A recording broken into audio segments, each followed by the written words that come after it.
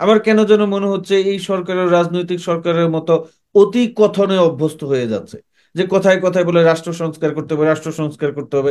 ভাই, রাষ্ট্র সংস্কার তো একটা বিশাল কর্মযজ্ঞ, এবং হুম। রাষ্ট্রের সংস্কার করতে হলে আপনাকে তৃণমূল থেকে করতে হবে। আমাদের যে রাজনৈতিক চর্চা, আমাদের যে রাজনৈতিক মানে কি বলবো, যে আমরা যে এমন একটা অবস্থায় এসে উপনীত হয়েছি, এটা যদি আপনি রাতারাতি পরিবর্তন করতে পারবেন না। আপনার তৃণমূল থেকে, আমাদের বাচ্চাদের থেকে, আমাদের মাঠ পর্যায় থেকে আমাদের এই সমাজে সহনশীলতা আনতে হবে, আপনার যে সহমর্মিতা আনতে হবে, রাজনৈতিক মারামারি, এই চাঁদাবাজি লুটপাট বন্ধ করার জন্য আমাদের কাজ করতে হবে।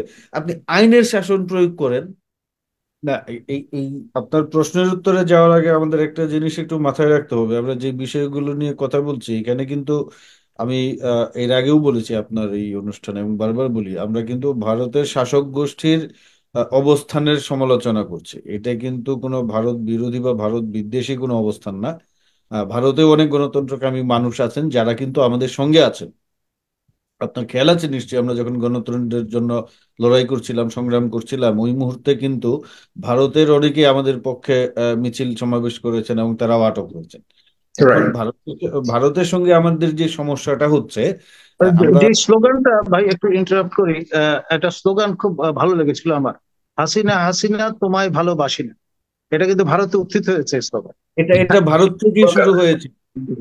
পিছি হাসিনা তোমায় ভালোবাসি না, এটা হুম। কলকাতার বাঙালি যারা ছিলেন তারা কিন্তু সেই স্লোগানটা শুরু বামপন্থী করেছিল। যারা ছিল আর কি, হ্যাঁ। হ্যাঁ, হ্যাঁ, তারপরে এটা ঢাকায় এসেছে। তো আমার যেটা প্রস্তাবনা হচ্ছে, আমরা তো দক্ষিণ এশিয়ার সমস্যা সমাধানের একটা আঞ্চলিক সমাধানের কথা বলি, যেটা হচ্ছে স্টেট টু স্টেট। তাহলে পরে ভারতের সঙ্গে বাংলাদেশের যে সমস্যাটা আছে, এটা আমরা ইন্টার স্টেট পিপলের সমাধানের দিকে যাচ্ছি না কেন?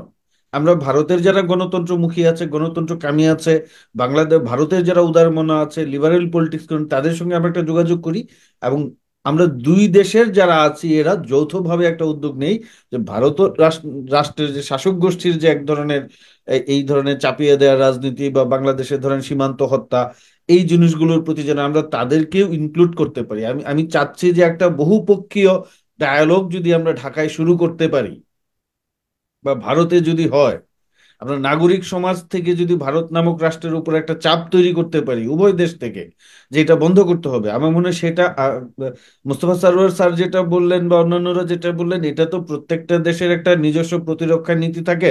এখন সেখানে আপনি সামরিক বাহিনী, শক্তিশালী সামরিক বাহিনী থাকবে, আপনার যেটা কিছু লোকজনদেরকে আপনি বাধ্যতামূলক সামরিক প্রশিক্ষণ দিবেন, নানা ধরনের প্রোগ্রাম কর্মসূচি থাকে, সেটা প্রতিরক্ষা নীতি। কিন্তু আমি বলছি প্রতিরক্ষা নীতির পাশাপাশি আন্তরাষ্ট্রীয় ডায়ালগ যদি আমরা শুরু করতে পারি দুই দেশের জনগণের মধ্যে, এবং একটা জনমত গড়ে তুলতে পারি, যে এরকম আমরা বাংলাদেশের ফেসিবাদ লড়াইয়ের ক্ষেত্রে করেছিলাম, এরকম যদি একটা বিষয় শুরু করতে পারি, তাহলে আমার মনে হয় এটা গুরুত্বপূর্ণ ভূমিকা রাখবে, এবং আমরা এটার এই এই এই সমস্যার সমাধানে মানে একটা যৌক্তিক সমাধান খুঁজে পাবো বলে আমি মনে করছি।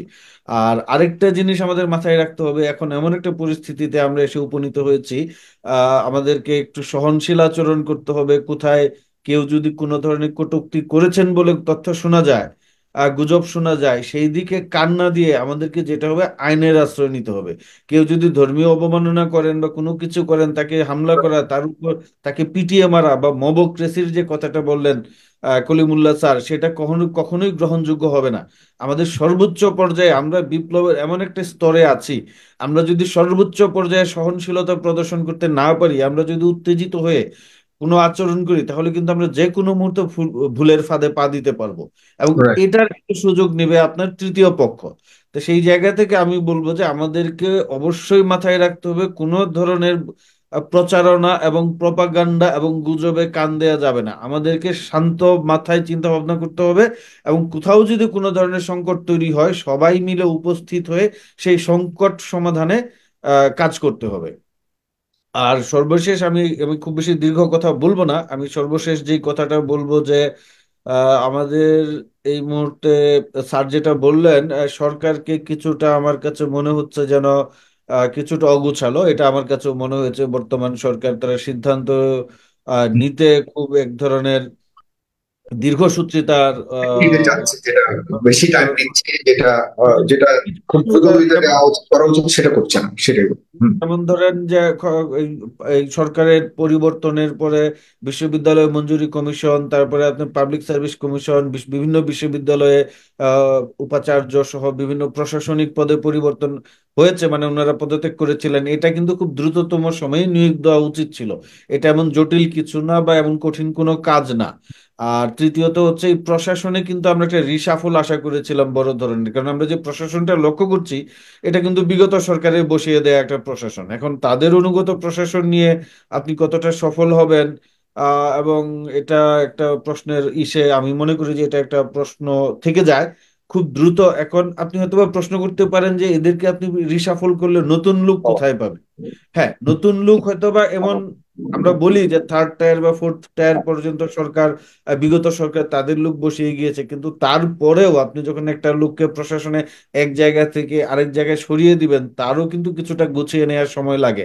ধরেন একটা জেলার ডিসি, এখন আপনি যখন ওনাকে সচিবালয়ে নিয়ে যাবেন, ওই জায়গায় গিয়ে তার অবস্থান সংহত করা, তার কাজ বুঝে নেওয়া, সবকিছু মিলে একটা প্রস্তুতির বিষয় থাকে। এটা পাবলিক সিভিল সার্ভিসের একটা কমন প্র্যাকটিস, যে আপনি এদেরকে একটু বদলি করবেন বা তাদেরকে অবস্থান থেকে একটু অন্য অবস্থানে নিয়ে যাবেন, তাহলে কি একটা নতুন প্রশাসন আসে। আমরা কিন্তু এই ধরনের কোনো রদবদল প্রশাসনে দেখিনি। দুই একটা প্রশাসনে রদবদল হয়েছে এবং খুব সময় নিয়ে। যেমন আমি তো মনে করি যে এই সরকার ক্ষমতা নেয়ার সঙ্গে সঙ্গে কিছু গুরুত্বপূর্ণ পদ আছে, ধরেন পররাষ্ট্র সচিবের পদ ইমিডিয়েট চেঞ্জ করা উচিত ছিল। আমি জানি না কেন সরকার এত সময় নিয়েছে।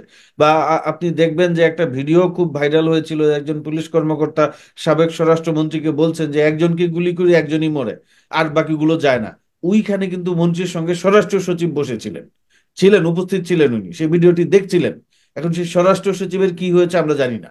উনি কি চাকরিতে আছেন, নাকি স্বরাষ্ট্র মন্ত্রণালয়ে আছেন, হ্যাঁ, নাকি বদলি করা হয়েছে, আমরা আমরা জানি না। তাকে এই চাকরিচ্যুত করা হয়েছে যতটুকু আমি জানি। চাকরিচ্যুত করা হয়ে থাকলে ভালো। তা এখন কি তাকে কি আটক করা হয়েছে? চাকরিচ্যুত করে আপনি বিদায় করে দিলেন, তাহলে তো হবে না। উনি যে ভিডিওটা দেখেছিলেন, যে ভিডিওটা উনি দেখছেন, তার অনেক এবং অনেকেই যারা সরাসরি ফোনের সাথে যুক্ত ছিল, যতটুকু জানি, যেসব দায়িত্বশীল মন্ত্রী এমপিদের কথা আমরা শুনেছি, তারা কিন্তু দেশ থেকে অনেকে চলে গেছে। যতটুকু কিভাবে যেতে জি, পারে? জি, জি। এখন এই সরকার যদি এদেরকে চলে যাওয়ার সুযোগ করে দেয় বা তাদেরকে আটক না করে, যারা গণহত্যার সঙ্গে সরাসরি যুক্ত ছিলেন বা পরোক্ষভাবে যুক্ত ছিলেন, তাদেরকে তো আপনার আইনের আওতায় আনতে হবে। তাদেরকে তো আপনি সেফ এক্সিট দিতে পারেন না। এটা কিন্তু আপনার কোনো ধরনের সমঝোতামূলক রাজনৈতিক ক্ষমতার পট পরিবর্তন হয় নাই, রক্তের উপর দিয়ে ক্ষমতার পট পরিবর্তন হয়েছে। শত শত মানুষ মারা গিয়েছে, হাজার হাজার মানুষ আহত হয়েছে। এবং এই প্রসঙ্গে আমি আরেকটা কথা বলি, এই যে এই বিপ্লবে যারা আহত হয়েছে, হাসপাতালে এখনো চিকিৎসা নিচ্ছে, রাষ্ট্রের উচিত ছিল জরুরি ভিত্তিতে তাদের চিকিৎসার ব্যবস্থা করা। বাংলাদেশে যদি তাদের চিকিৎসা করা না যায়, বিদেশে পাঠিয়ে চিকিৎসা করা। এটা তো আমি মনে করি যে আমাদের সরকার যদি উদ্যোগ বিষয়গুলি নেয়। কেন এত হেলা করে দেখা হচ্ছে, এইটা খুবই মানে দুঃখজনক, খুবই দুঃখজনক। আমার কাছে মনে হচ্ছে যে এই সরকারও কিন্তু রাজনৈতিক সরকারের মতো, আমার কাছে মনে হচ্ছে যে আমরা বলতে পারেন যে মাত্র 1 মাস গুলো এই সরকারকে সময় দিতে হবে। আমরাও মনে করি অবশ্যই এই সরকারকে সময় দিতে হবে, মাথায় রাখতে তাদেরকে হবে, মাত্র 7 দিনই কিন্তু মাত্র 7 থেকে 10 দিনে এই দেশকে আপনারা আপনাদের ভাষায় যদি বলি স্বাধীন করেছেন। তো একটা দেশ হুম, স্বাধীন যদি করতে 7 দিন থেকে 10 দিন লাগাতে পারে এই দেশের জনগণ, আর সেই জনগণের ম্যান্ডেট নিয়ে আপনারা ক্ষমতায় থেকে যদি যেসব জিনিস 1 ঘন্টা করা জিনিস 1 মাস সময় লাগান, তাহলে তো অনেক বেশি, রাইট? না সেটা আমি শেষ করছি, যে ধরেন এই যে উদ্যোগগুলা কিন্তু সরকার নিতে পারে। এটার জন্য যে খুব বেশি দীর্ঘসূত্রিতা বা ধরেন সময়ের প্রয়োজন আছে আমি বলি মনে করি না। আমরা সরকারকে সময় দিব, কিন্তু 1 মাসও কিন্তু কম সময় না। এই যে কাজগুলোর কথা বললাম, এটার জন্য তো আপনার 6 মাস 1 বছর লাগে না। আমার কেন যেন মনে হচ্ছে এই সরকারের, রাজনৈতিক সরকারের মতো অতি কথনে অভ্যস্ত হয়ে যাচ্ছে, যে কথায় কথায় বলে রাষ্ট্র সংস্কার করতে হবে, রাষ্ট্র সংস্কার করতে হবে। ভাই, রাষ্ট্র সংস্কার তো একটা বিশাল কর্মযজ্ঞ। এবং হুম। রাষ্ট্রের সংস্কার করতে হলে আপনাকে তৃণমূল থেকে করতে হবে। আমাদের যে রাজনৈতিক চর্চা, আমাদের যে রাজনৈতিক মানে কি বলবো, যে আমরা যে এমন একটা অবস্থায় এসে উপনীত হয়েছি, এটা যদি আপনি রাতারাতি পরিবর্তন করতে পারবেন না। আপনার তৃণমূল থেকে, আমাদের বাচ্চাদের থেকে, আমাদের মাঠ পর্যায় থেকে আমাদের এই সমাজে সহনশীলতা আনতে হবে, আপনার যে সহমর্মিতা আনতে হবে, রাজনৈতিক মারামারি, এই চাঁদাবাজি লুটপাট বন্ধ করার জন্য আমাদের কাজ করতে হবে। আপনি আইনের শাসন প্রয়োগ করেন, আপনি রাইট। রাষ্ট্র সংস্কারের কথা বলে এবং লেকচার দিচ্ছেন। আইন প্রয়োগ করার জন্য সেভাবে প্রস্তুতি নিচ্ছে না। এক মাস আমি এক আমি মাস আমি তো পার হয়ে গেছে, এখন পুলিশ নিজেদের দায়িত্ব পালন করছে না। আমি তো তো এগুলো নিয়ে বলবো, কথা বললে আমরা ধরেন হুম, এই আওয়ামী লীগের শীর্ষ সন্ত্রাসীরা বা ধরেন বড় বড় মন্ত্রীরা পালিয়ে গিয়েছেন, মাঠ পর্যায়ে আওয়ামী লীগের স্থানীয় পর্যায়ে অনেক নেতাকর্মী, অনেক সন্ত্রাসীকে প্রকাশ্যে দেখা যাচ্ছে। তারা কিন্তু স্থানীয় মানুষকে হুমকি দিচ্ছে।